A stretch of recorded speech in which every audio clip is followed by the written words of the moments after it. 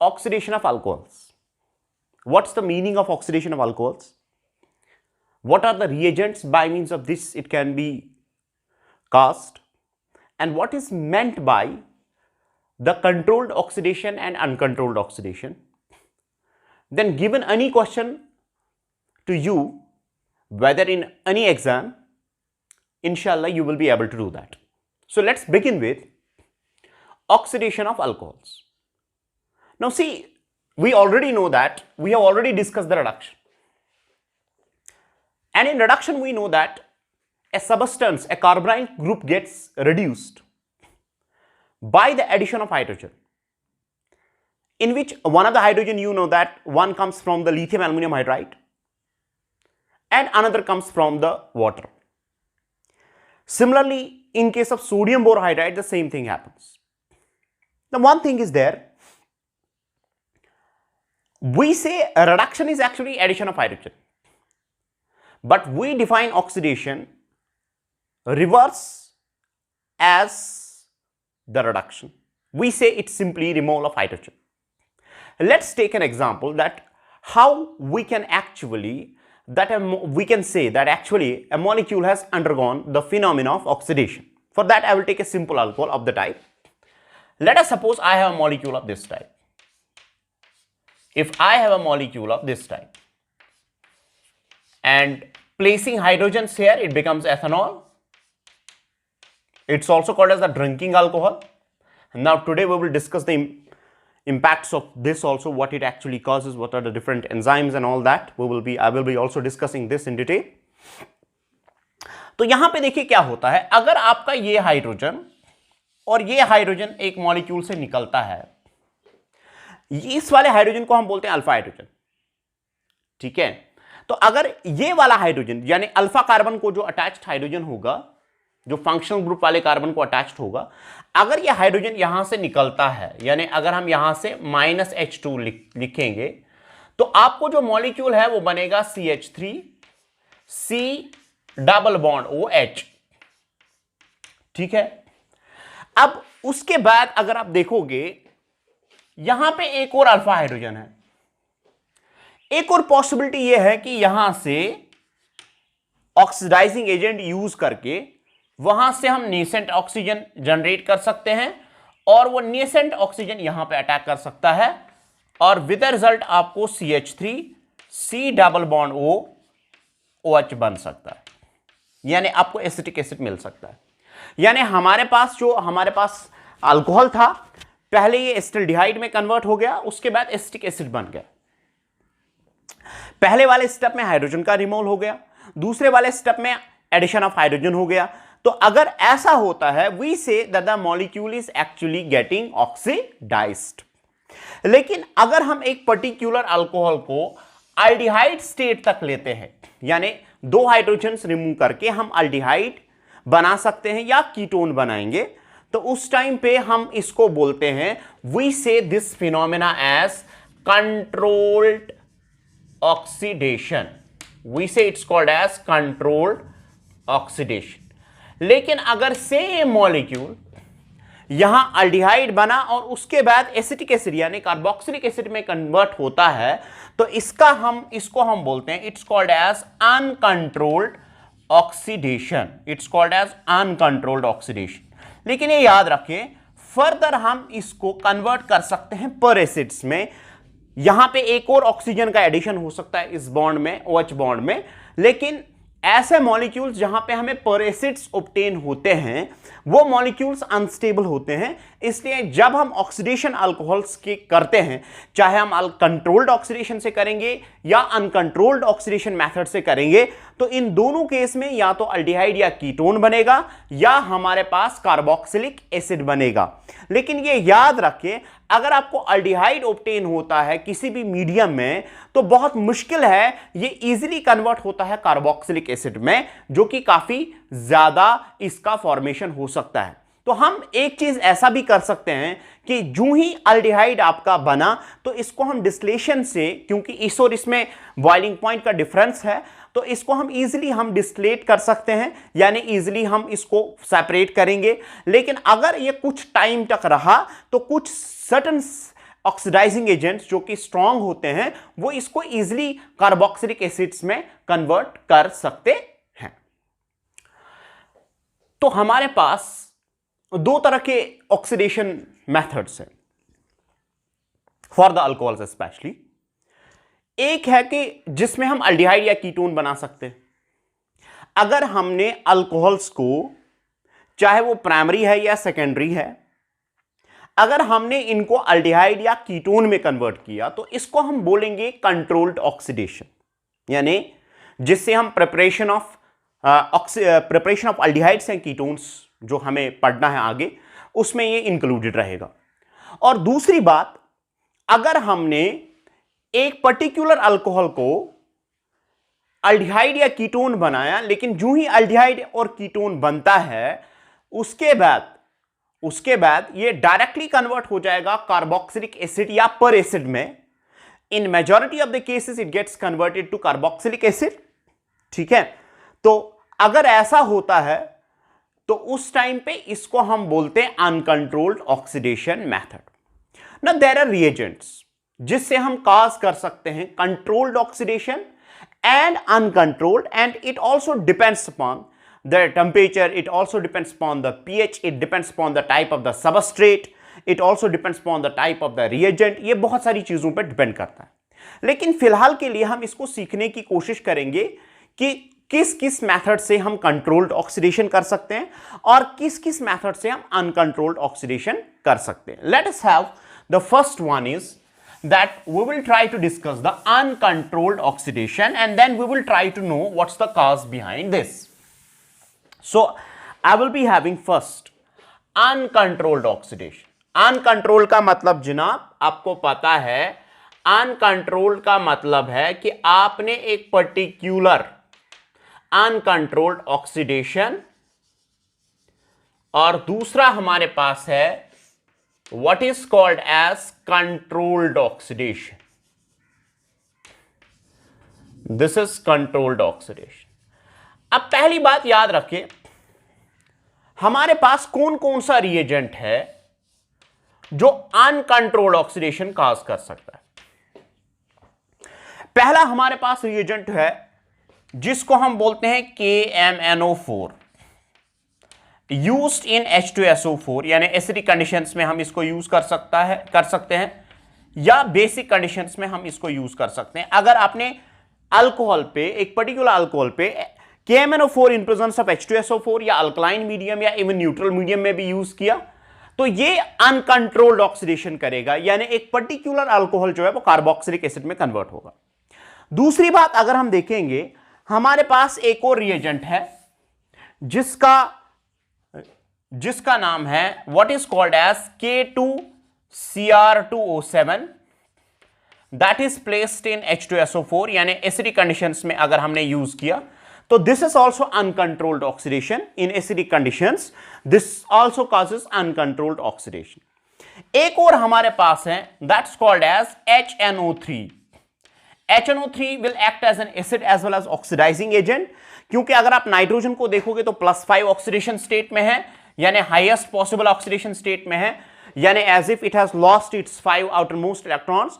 तो इसके लिए जरूरी बनता है कि इसको गेन करना चाहिए। गेन अगर ये इलेक्ट्रॉन्स को करेगा तो gain of electron is called as itself, it's called as reduction, but it can act as what agent, oxidizing agent. Similarly if you have an oxidation number of the chromium here, तो chromium का oxidation number अगर आप देखोगे तो it's +6 hair. इसी तरह अगर आप यहां पे देखोगे तो it's +7 hair.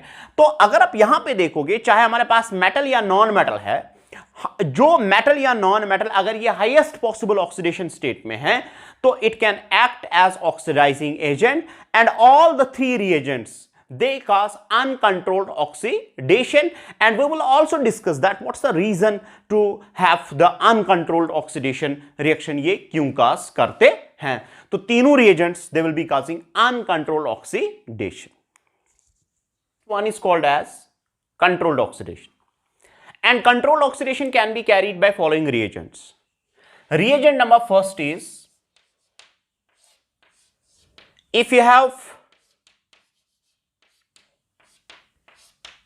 the reagent like this,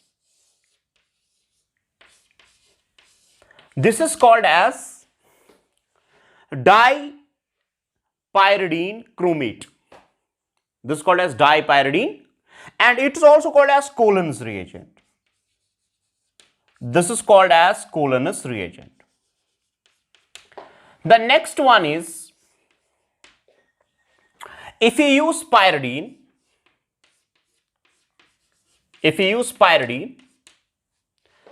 and you use HCl and you use CrO3 in CH2Cl2 dichloromethane, तो इट्स कॉल्ड एज पायरिडियम क्लोरोक्रोमेट. पायरिडियम इसलिए क्योंकि H पॉजिटिव जो है इसको प्रोटोनेट करेगा नाइट्रोजन के लोन पेयर को, उसके बाद इस पे पॉजिटिव चार्ज आएगा, then Cl will remain with attached to it, and this is called as pyridium chlorochromate, and it's also called as PCC. And PCC is called as Sarth reagent. It's called as Sarth reagent. This is called as Sarth reagent. Another one is pyridium. Yet again I will make the pyridium. This is called as pyridium. When H positive protonates it, it's called as pyridium. Nitrogen is having positive charge. And then this remains 2 times attached with Cr2O7 minus 2. So this is called as PDC. Yet again the solvent is an organic compound which can be used. So actually we have another types I will also discuss. The first one is called as dipyridine chromate. Dipyridine chromate is also called as Colon's reagent, and the solvent for this is you can use any organic compound like we have CH2Cl2. The next one is that's called as, if you use pyridine, HCl and CrO3, this is called as PCC, that's pyridium chlorochromate. Another is pyridium dichromate. That means if you use pyridium, that means you have a pyridium and 2 of its molecules are attached with Cr2O7 minus 2. So they all are actually used, we are using actually what we say as an organic solvent, and they all cause as controlled oxidation. Further, there are also other reagents, like we have another reagent is by means of which we can cause the controlled oxidation. The another reagent is if we use dimethyl sulfoxide, DMSO, like we have CH3 here, and we are using with this NaHCO3, this also causes controlled oxidation. This is also causing controlled oxidation. Another reagent we have MnO2. If you use manganese dioxide, okay, with any of the organic solvent, this also causes controlled oxidation. Similarly, if we have CAN, that's called as ceric ammonium nitrate, CAN, this is also controlled oxidation. This also causes controlled oxidation. And further we have another reagent. We can use CrO3, we can use H2SO4, and we can use water. This is called as aqueous chromic acid. By the mixture, chromic acid is formed, and this is named as, the reagent is called as Jones reagent. This reagent is called as Jones reagent. So controlled oxidation of alcohols can be caused by following reagents, but this one is a bit different. I will explain it. There are actually this is more vigorous as compared to the others. Okay, this Jones reagent. So we have the following reagents which can cause controlled oxidation. Number one is Colon's reagent, which is called as what? Shabash, dipyridine chromate. Another is called as, if you take the mixture of the pyridine and HCl and CrO3 used as an organic solvent, this is called as Sarth reagent. Another is called as PDC, that's pyridium dichromate. Another is called as DMSO in NaOH. Another is called as MnO2. Another is called as CAN, that's ceric ammonium nitrate. And another is called as CrO3, H2SO4 and H2O, that's called as the Jones reagent.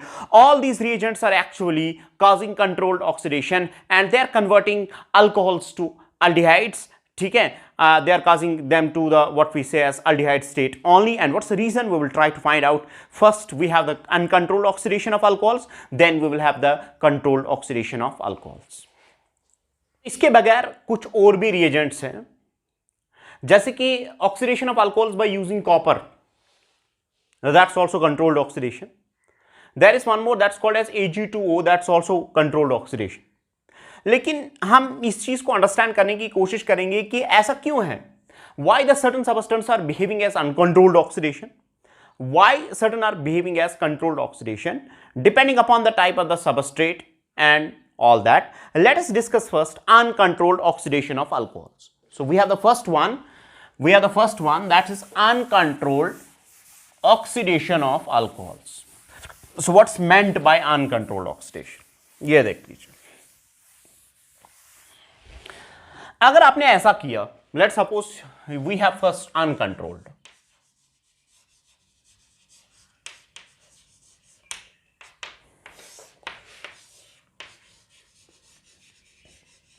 Uncontrolled oxidation, ये देख लीजिए. अगर मान लीजिए आपके पास एक alcohol है, let us suppose I will take the primary alcohol first. We have an alcohol of this type.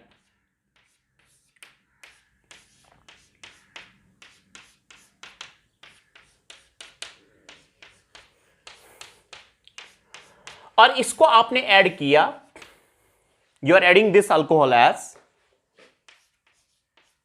KMnO4 in H2SO4. आपने ये इसको यूज किया. आपको पता होना चाहिए कि जब हम KMnO4 H2SO4 को आपस में मिलाएंगे तो यहां से रिएक्शन होती है जिसमें कि बनता है K2SO4 plus MnSO4 plus there is a formation of water and plus 5 moles of the nascent oxygen are actually liberated out. अब अगर आप इसको देखोगे तो देयर इज +7 ऑक्सीडेशन स्टेट, और अगर आप यहां पे देखोगे तो it's +2 oxidation state. So there is a change of 5. So there are 5 moles of the nascent oxygen which are actually generate. अब ऐसा करने से जब नेसेंट ऑक्सीजन जनरेट होता है तो नेसेंट ऑक्सीजन जनरेट होने की वजह से ये जो अल्फा कार्बन CH बॉन्ड्स होते हैं इस पे इंसर्शन होता है. They get inserted on the CH bond, and when they get inserted in the CH bond what results as is inside water, especially if you have an aqueous medium. especially अगर आपने H2SO4 aqueous medium में डाल दिया है तो आपको जनाब ऐसा मिलेगा OH और यहां पे OH और यहां पे H. अब उसके बाद देखिए क्या है, जब एक मॉलिक्यूल में OH के दो बॉन्ड्स होंगे यानी एक ही कार्बन पे होंगे तो OH का एम्फोटेरिक कैरेक्टर होने की वजह से एसिड बेस रिएक्शन होती है, और उस एसिड बेस रिएक्शन की वजह से यहां पे वाटर रिमूव करता है और यहां पे वाटर रिमूव हो जाएगा. और वाटर रिमूव होने के बाद आपको जो मॉलिक्यूल मिलेगा that will be CH3 C double bond OH.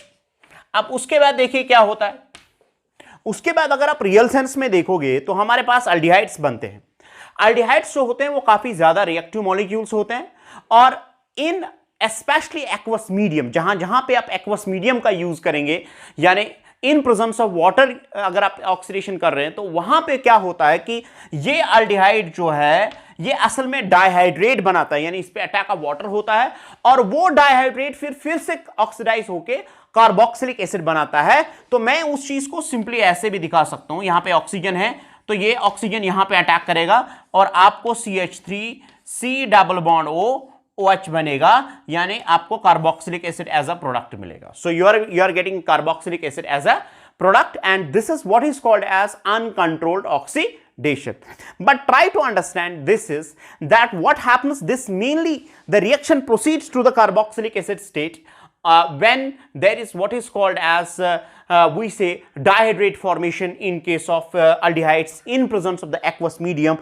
Then these aldehydes are easily getting converted into carboxylic acids, and such a reaction is called as uncontrolled oxidation reaction, which occurs if you use KMnO4 H2SO4, if you use KMnO4 in alkaline medium, if you use KMnO4 in the neutral medium. In all the cases you are getting carboxylic acids as a products, and hence we say it's uncontrolled oxidation of alcohols.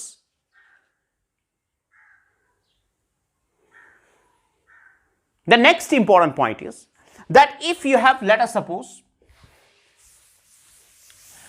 if you have a ketone, sorry, The next important point is that if you have, let us suppose, secondary alcohol.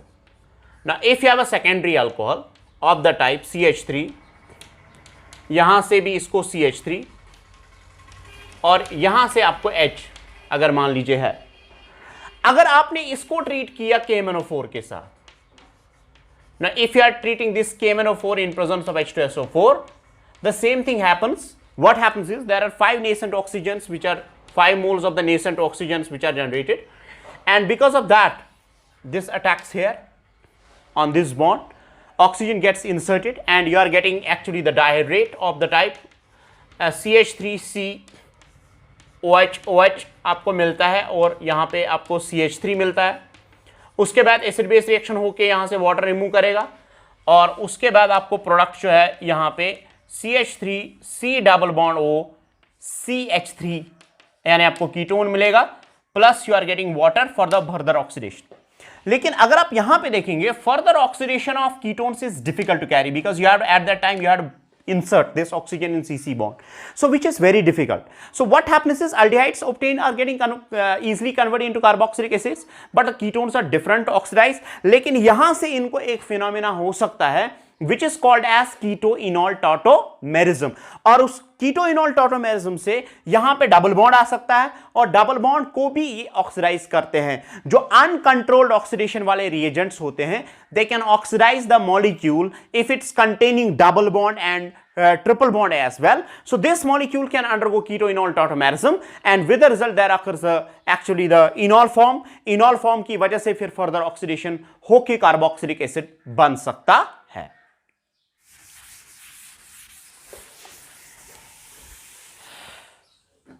Now the next one is that if you use tertiary alcohol, अगर आपने tertiary alcohol use किया, तो जब आप tertiary alcohol use करेंगे तो पहली बात यह है कि यहां पे ऑक्सीडेशन की पॉसिबिलिटी है ही नहीं। उसका रीजन यह है कि अल्कोहल को ऑक्सीडाइज करने के लिए जो अल्फा कार्बन है, इस पे at least there should be 1 alpha hydrogen attach to it. अब यहां पे अगर आपने KMnO4 यूज किया, if you are using KMnO4 and H2SO4, now what can happen is H2SO4 tertiary की जो सबसे फेवरेट रिएक्शन है वो एलिमिनेशन है, उसमें डिहाइड्रेशन ऑफ वाटर हो सकता है। तो इसका मतलब यह है कि CH3 CCH3 CH2H और यहां पे OH है, तो एक तरह की बीटा एलिमिनेशन हो सकती है जहां पे कार्बोकेटाइन बनेगा और यहां पे पॉसिबिलिटी जनाब ऐसे हैं, तो अल्कीन बन सकता है और अल्कीन बनने के बाद आपको CH3 डबल बॉन्ड CH2 बन सकता है और उसके बाद जो अनकंट्रोल्ड ऑक्सीडेशन है, यहां पे अगर आप देखोगे तो ये जो CC डबल बॉन्ड है इसको भी ऑक्सीडेशन हो सकती है। तो इसका मतलब है कि फर्दर ऑक्सीडेशन आपको यहां से यहां ऐसे हो सकती है, ठीक है, जिसमें कि एक साइड से कीटोन बन सकता है और दूसरे साइड से अल्डिहाइड बन सकता है। अल्डिहाइड को आप फर्दर ऑक्सीडाइज कर सकते हो, इवन अगर बहुत ज्यादा vigorous conditions at higher temperature कर सकते हो तो कीटोन भी ऑक्सीडाइज हो सकता है।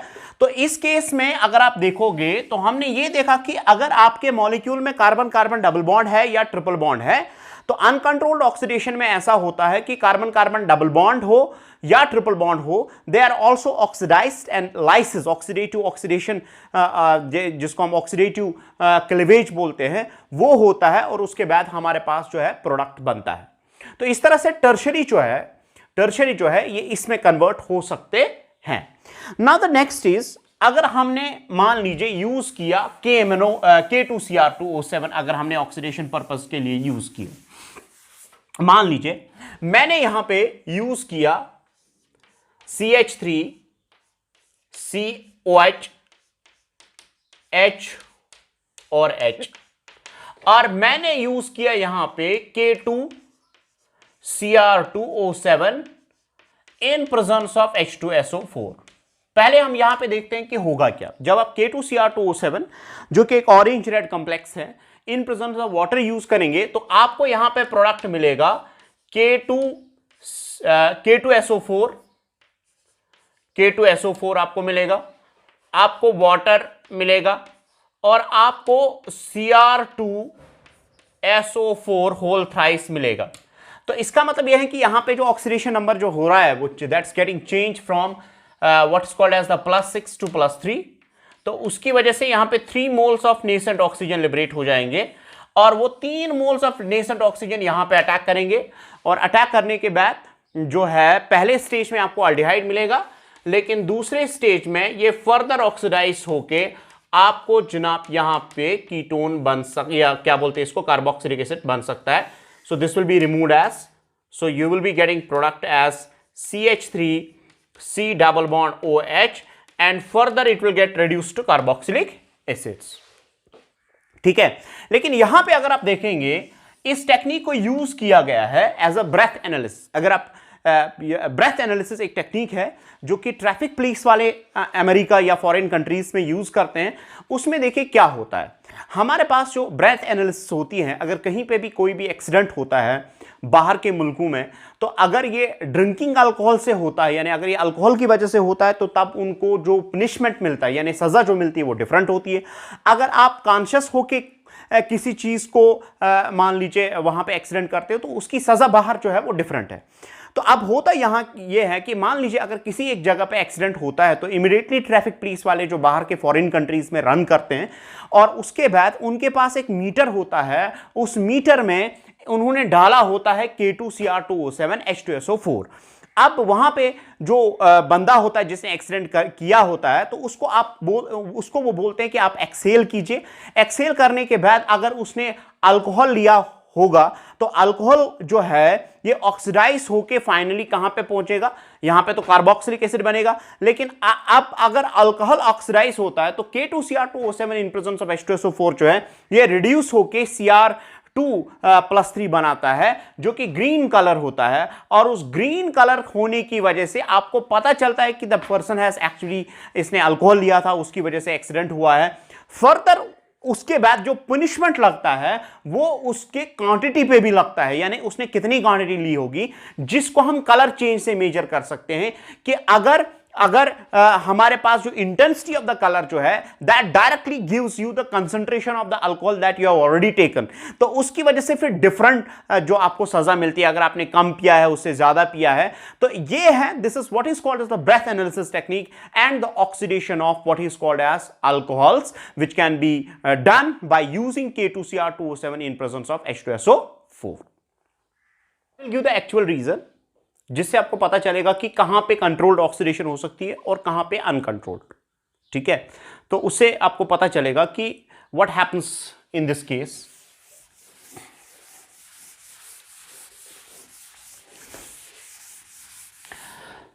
मैंने आपको बाद में बोला कि जोन्स रिएजेंट। अब अगर आप रियलिटी में देखोगे तो जोन्स रिएजेंट जो है, अगर एक मॉलिक्यूल में डबल बॉन्ड होता है, CC डबल बॉन्ड होता है, तो वो इसको ऑक्सीडाइज नहीं करता है। लेकिन अगर एक मॉलिक्यूल में हमारे पास अगर मान लीजिए आपके पास प्राइमरी अल्कोहल है तो जोन्स रिएजेंट प्राइमरी अल्कोहल को कार्बोक्सिलिक एसिड स्टेज तक भी कन्वर्ट कर सकता है। अब ऐसा क्या है कि एक रिएजेंट, पर्टिकुलर रिएजेंट जो है वो एक अल्कोहल को कन्वर्ट कर सकते हैं कार्बोक्सिलिक एसिड स्टेज तक, उसके लिए क्या रिक्वायरमेंट है। मान लीजिए हमने ऐसा लिया, अगर हमने late us suppose COH HH ये हमारे पास है, तो अगर आपने हमारे पास अगर आपने मान लीजिए CrO3 प्लस H2SO4 प्लस अगर आपने वाटर लिया, एक्वस सॉल्यूशन थोड़ा बहुत अगर आपने इसमें वाटर डाल दिया, तो होता यह है कि ये तीनों मॉलिक्यूल्स जो है, ये तीनों रिएजेंट्स कंबाइन होकर एक एक्टिव सॉल्ट बनाते हैं जिसका नाम है क्रोमिक एसिड, जो कि बिल्कुल होता है सल्फ्यूरिक एसिड के जैसा। तो यहां पे क्रोमिक एसिड बनता है। क्रोमियम के साल्ट्स जो होते हैं ना मैक्सिमम, वो क्रोमिक एसिड्स बना के ऑक्सीडेशन करते हैं अल्कोहल्स के। लेकिन मैं आपको समझाऊं कि बेसिकली क्या है रीजन कि कहां पे आप कार्बोक्सिलिक एसिड जो है वो ऑब्टेन कर सकते हैं। अब आपको ऑलरेडी आपने पढ़ा है कि जब एक अल्कोहल किसी भी एसिड के साथ रिएक्ट करता है तो उसका कौन सा बॉन्ड ब्रेक होता है। मैंने आपको बोला है कि तब alcohols will act as nucleophiles and whenever they will act as a nucleophile there OH bond breaks and H+ is released. So what happens is this is reacting with this and with the result you are getting actually the chromate ester जो है आपको मिलेगा, आपको CH3 CHH और यहां पे H और यहां पे आपको O Cr double bond O and then it's OH। अब उसकी वजह से देखिए क्या होता है हमारे पास, अगर आप यहां पे देखोगे तो क्रोमियम का ऑक्सीडेशन स्टेट अगर आप यहां पे देखोगे -2 हो गया, +2 और यहां से +6 हो गया। तो +6 होने की वजह से यहां पे ये जो d ऑर्बिटल के इलेक्ट्रॉन्स होंगे they will be drifted and with the result इस ये जो हमारे पास हाइड्रोजन होता है इसका जो एसिडिक कैरेक्टर होता है वो इंक्रीज होता है। और इमीडिएटली क्या होता है कि अगर आपने बेस यूज की, मान लीजिए आपने वाटर यूज किया या पायरिडीन यूज की, तो वही H पॉजिटिव को रिमूव करती है और उसकी वजह से आपको प्रोडक्ट जो है वो ऐसे मिलेगा CH3, ठीक है। तो ये H पॉजिटिव यहां पे जाएगा और बॉन्ड जो है यहां पे टूटेगा और विद द रिजल्ट क्या होता है, यहां पे आपको जो प्रोडक्ट है वो ऐसे मिलेगा C डबल बॉन्ड O, ठीक है। और यहां पे H जो है H3O पॉजिटिव इसके साथ मिलेगा और यहां पे नेगेटिव चार्ज आएगा, ये फिर यहां से कंजुगेट करके ऐसे हो जाता है। तो इसका मतलब है यहां पे डबल बॉन्ड H मिलेगा और उसके बाद यहां पे जो है Cr जो हमारे पास है O3H यहां पे नेगेटिव बनता है एंड प्लस H3O पॉजिटिव बनता है। आप यहां पे देख लीजिए ये जो हमारे पास अल्डिहाइड बनता है, अल्डिहाइड अगर आप वाटर में डालेंगे तो वाटर में ये रिएक्ट करेगा, यानी यहां पे रिएक्शन हो सकती है वाटर के साथ, यहां पे अटैक होगा। वाटर के साथ अटैक करने के बाद जब रिएक्शन होती है तो यहां पे डाइहाइड्रेट बनता है, यानी आपको ये प्रोडक्ट मिलेगा CH3 COH and OH and H, यहां पे ये मिलेगा। अब उसके बाद देखिए यहां पे H है, ठीक है। अब यहां पे एक और H है, तो इसका मतलब यह है कि ये फर्दर क्रोमिक एसिड के साथ रिएक्ट करेगा।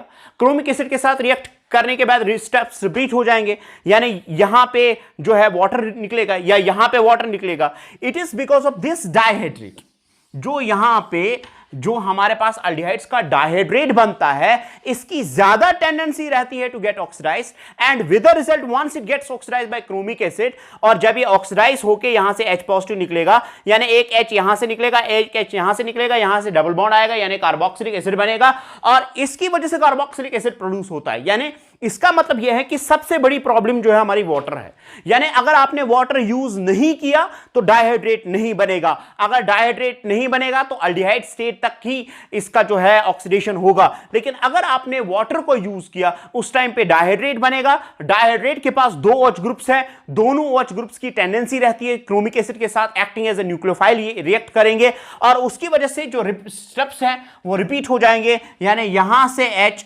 और यहां से H निकाल के आप यहां पे डबल बॉन्ड लाएंगे, यानी इसका मतलब है कार्बोक्सिलिक एसिड बनेगा।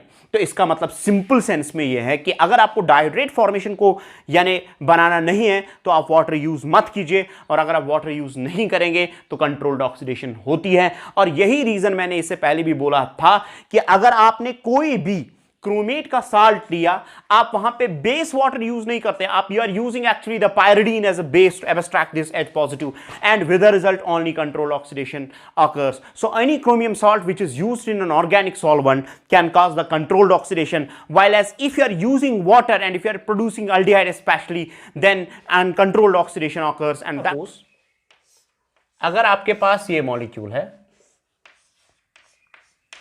और यहां पे डबल बॉन्ड है, ठीक है, अगर आपके पास डबल बॉन्ड है तो अगर आपने PCC को यूज किया, PCC कंट्रोल ऑक्सीडेशन करेगा, यानी ये डबल बॉन्ड भी ऐसे रहेगा और यहां पे एल्डिहाइड बनेगा। इसका मतलब यह है कि यहां पे डबल बॉन्ड O और यहां पे डबल बॉन्ड बनेगा। अगर आप इसको ऑक्सीडाइज करेंगे KMnO4 in presence of H2SO4, उस टाइम पे अनकंट्रोल्ड ऑक्सीडेशन होगी, और अनकंट्रोल्ड ऑक्सीडेशन होने की वजह से आपका जो प्रोडक्ट है एक तो डबल बॉन्ड O बनेगा और OH यहां पे आएगा और उसके बाद ये भी ऑक्सीडाइज कर सकता है। This can be also oxidize, ये डबल बॉन्ड जो है इसको ऑक्सीडेटिव क्लीवेज हो सकता है, यानी इसके दोनों साइड जो है ऑक्सीजन ऑक्सीजन का एडिशन हो। So this is what makes the controlled and uncontrolled oxidation different, in the sense that one is controlled in the sense producing only aldehyde and that to the unsaturated type, while as the another involves the oxidative cleavage and plus carboxylic acid. This is how the different controlled oxidizing agents act. Now if we have a reagent of this type,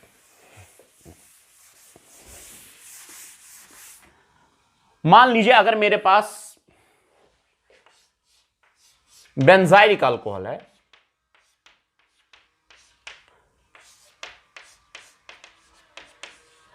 और benzylic alcohol को अगर आपको oxidise करना है तो preferentially जो इसके लिए ऑक्सीडाइजिंग एजेंट है दैट्स द कंट्रोल, आप यूज कीजिए MnO2 को, मैग्नीज डाइऑक्साइड को यूज कीजिए। मैग्नीज डाइऑक्साइड का काम है कि आपके पास जो अलाइलिक एंड बेंजाइलिक पोजीशंस हैं, चाहे वो प्राइमरी है या सेकेंडरी है, उनको ये प्रेफरेंशियली ऑक्सीडाइज करता है। तो आप यहां से 2 हाइड्रोजन निकालिए, एक ये वाला एक ये वाला, तो उस केस में आपका जो प्रोडक्ट है that will be like this, C double bond OH, and that to the controlled product will be formed, that's the benzaldehyde will be formed, minus there is 2 hydrogens which are removed, sorry 2 hydrogens which are removed. इसी तरह अगर किसी जगह allylic होगा, मान लीजिए आपके पास CH2 double bond CH and then it's CH2OH, ये अलाइलिक अल्कोहल है, इसको भी अगर आपको ऑक्सीडाइज करना है तो आप ऐड कर सकते हैं MnO2। MnO2 जो है वो प्रेफरेंशियली इसको ऑक्सीडाइज करेगा और उसके बाद 2 हाइड्रोजन आप यहां से निकालिए, एक हाइड्रोजन इसका और एक इसका, एंड फाइनली जो कार्बन कार्बन डबल बॉन्ड है वो वैसे ही रहेगा और उसके बाद you will be getting the product. This is how the different oxidizing agents जो है वो ऑक्सीडाइज करते हैं। Another one is oxidation by using copper.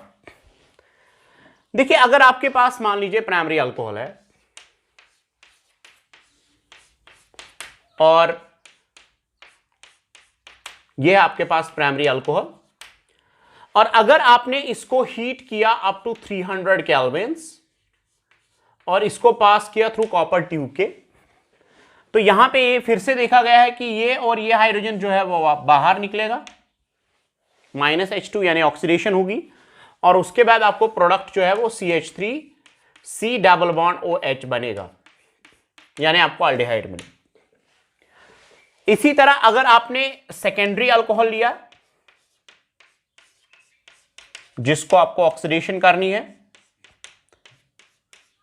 आप इसको पास कीजिए कॉपर ट्यूब के अक्रॉस 300 केल्विन्स में, तो आप जो है यहां से फिर से ऐसे हो जाएगा, तो you are getting the product as CH3 C double bond OCH3 and -H2, that's how it's obtained. लेकिन हां अगर आपके पास टर्शरी अल्कोहल है तो तब थोड़ा डिफरेंट होता है, और ये याद रखिए टर्शरी अल्कोहल्स जो है वो हीट पे हमेशा जो है वो डिहाइड्रेशन उनकी हो जाती है, because that's the most favourite reaction for them. तो अगर आपके पास टर्शरी अल्कोहल है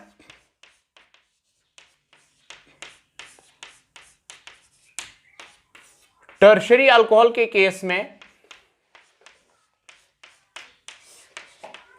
300 केल्विन्स यूजिंग कॉपर ट्यूब जो है, इसको यहां से वाटर बाहर निकलेगा और आपको प्रोडक्ट जो है वो CH3 CCH3 double bond CH2 plus H2O मिलेगा, यानी आपको अल्कीन मिलेगा एज अ प्रोडक्ट। तो इस तरह से हमारे पास 3 डिफरेंट अल्कोहल जो है वो 3 डिफरेंट प्रोडक्ट्स देते हैं। One is actually giving us aldehyde, another is giving us ketone, and the last one is giving us what is called as alkene. So with that we have complete this. Now we will be beginning with the electrophilic substitution reactions of phenol. Electrophilic substitution reactions of phenol.